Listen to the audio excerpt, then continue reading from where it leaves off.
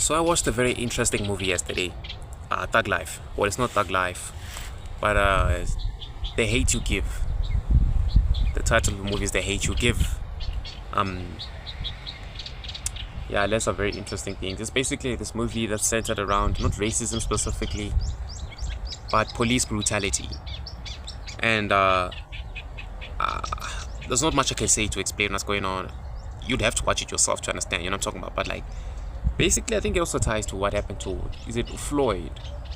I don't know, was it George Floyd? Who was the man that was killed in America, or was supposedly killed by a police officer in America? That guy that caused the whole movement of the Black Lives Matter. This movie is basically not about that, but it was that was the theme.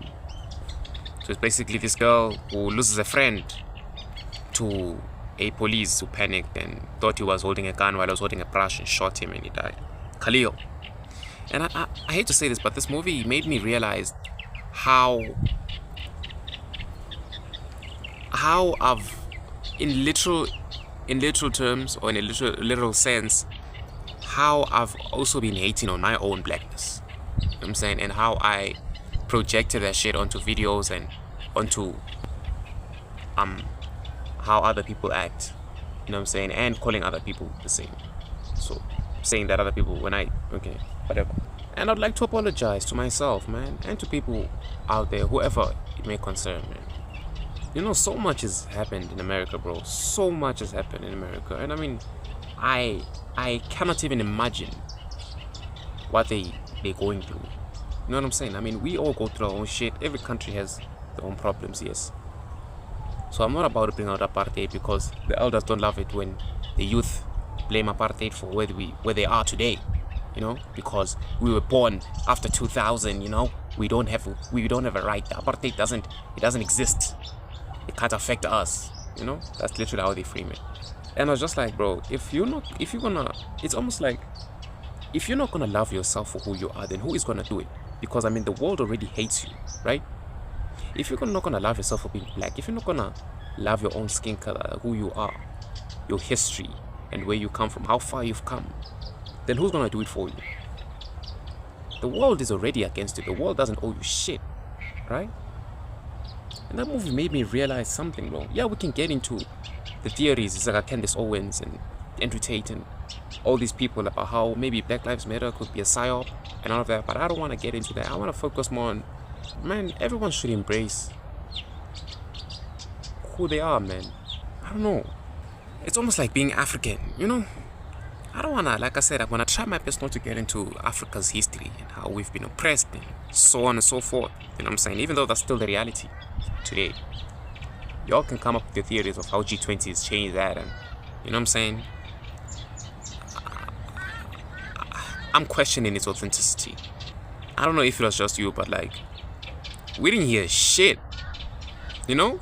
For those who tuned in, maybe I didn't tune in enough, maybe I was watching the wrong channel, but we didn't hear nothing of the plans for Africa. I didn't hear nothing.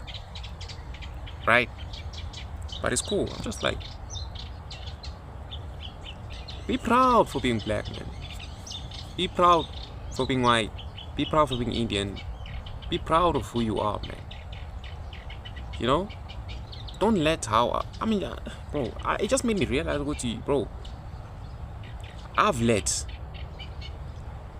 literally let a handful of individuals, a handful of black individuals, I've literally let them determine how I see myself and how I see other black people or South Africans.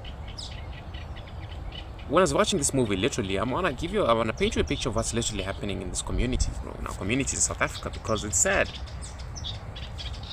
I was watching the movie and it was like getting tense, and it's just a movie. I was getting tense, bro, like feeling all these emotions, like people are protesting, the police don't want to listen, tear gas all over the place, and I literally heard gunshots outside, not even 100 meters away, bro. You know what I mean? And I've let those type of people, I've let people who have the guts to hijack a G20, to attempt to hijack a G20 car. I've let people who are rapists, I've let murderers, black individuals who are fucked upstairs, I've let them determine how I see myself, my black skin, and how I see other South Africans. It's gotten to the point where, bro, it's gotten to a point where I trust anybody else.